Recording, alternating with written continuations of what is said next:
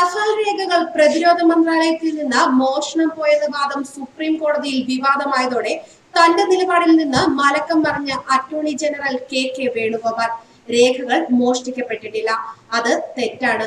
ഹർജിക്കാർ അതിന്റെ photo copy എടുക്കുക മാത്രമാണ് ചെയ്തതെന്നാണ് താൻ ഉദ്ദേശിച്ചതെന്നും അദ്ദേഹം നിലപാട് മാറ്റി പറഞ്ഞു.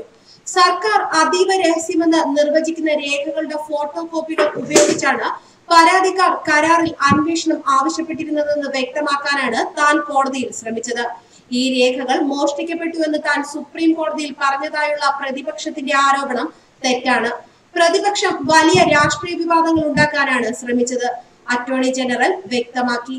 പുനർപരിശോധനാ ഹർജിക്കായി ഹർജിക്കാർ ആശ്രയിച്ചിരിക്കുന്ന രേഖകൾ മന്ത്രാലയത്തിൽ നിന്ന് മോഷ്ടിക്കപ്പെട്ടതാണെന്ന്, അതിനാൽ അവയെ ആശ്രയിക്കാൻ കഴിയില്ലെന്നുമായിരുന്നു attorney general K Venugopal March 6-ന് സുപ്രീം കോടതിയിൽ പറഞ്ഞത്. ഈ രേഖകൾ ഹാജരാക്കിയതിലൂടെ കുറ്റകരമായ പ്രവൃത്തിയാണ് ഹർജിക്കാർ ചെയ്തതെന്നും മലിനമായ കൈകളോടെയാണ് അവർ വന്നതെന്നും കെ വേണുഗോപാൽ സുപ്രീം കോടതിയിൽ പറഞ്ഞിരുന്നു.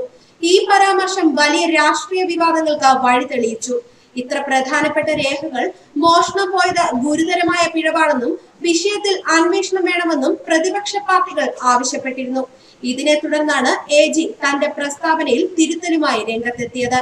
ദ ഹിന്ദു ദിനപത്രത്തിൽ chief editor N Ram report ചെയ്ത വാർത്ത മോഷ്ടിച്ച രേഖ അടിസ്ഥാനപ്പെടുത്തിയാണ്. ഔദ്യോഗിക രഹസ്യ നിയമപ്രകാരം ഇത് കുറ്റകരമാണെന്നും വാർത്ത പ്രസിദ്ധീകരിച്ച പത്രത്തിനെതിരെ കേസെടുക്കാനുള്ള നടപടികൾ തുടങ്ങിയെന്നും കെ വേണുഗോപാൽ പറഞ്ഞു. യശ്വന്ത് സിൻഹ, അരുൺ ഖോരി, പ്രശാന്ത് ഭൂഷൺ എന്നിവർ സമർപ്പിച്ച ഹർജിയിലാണ് ദ ഹിന്ദു ദിനപത്രം തങ്ങളുടെ റിപ്പോർട്ടുകളിൽ പ്രസിദ്ധീകരിച്ച 3 റഫാൽ രേഖകൾ ഹാജരാക്കിയത്. രേഖകൾ മോഷണം പോയ വിഷയത്തിൽ സർക്കാർ അന്വേഷണം നടത്തിയിരുന്നെന്നും എന്നാൽ FIR തയ്യാറാക്കിയിരുന്നില്ലെന്നും AG കോടതിയിൽ പറഞ്ഞിരുന്നു. പ്രതിരോധ മന്ത്രാലയത്തിൽ തന്നെയുള്ള ചിലർക്ക് ഇതിൽ പങ്കുണ്ടെന്ന് സംശയിക്കുന്നുണ്ടെന്നും ഇക്കാര്യത്തിൽ അന്വേഷണം നടക്കുകയാണെന്നും AG കോടതിയെ അറിയിച്ചു. മാത്രമല്ല, പ്രതിരോധ മന്ത്രിയുടെ മറുപടി കുറിപ്പില്ലാതെ തെറ്റിദ്ധരിപ്പിക്കും വിധം പകുതി മാത്രമാണ് പത്രത്തിൽ വന്നത്. ഇതും കുറ്റകരമാണ്, കോടതിയെ ലക്ഷ്യമാണെന്നായിരുന്നു AGയുടെ മറ്റൊരു വാദം.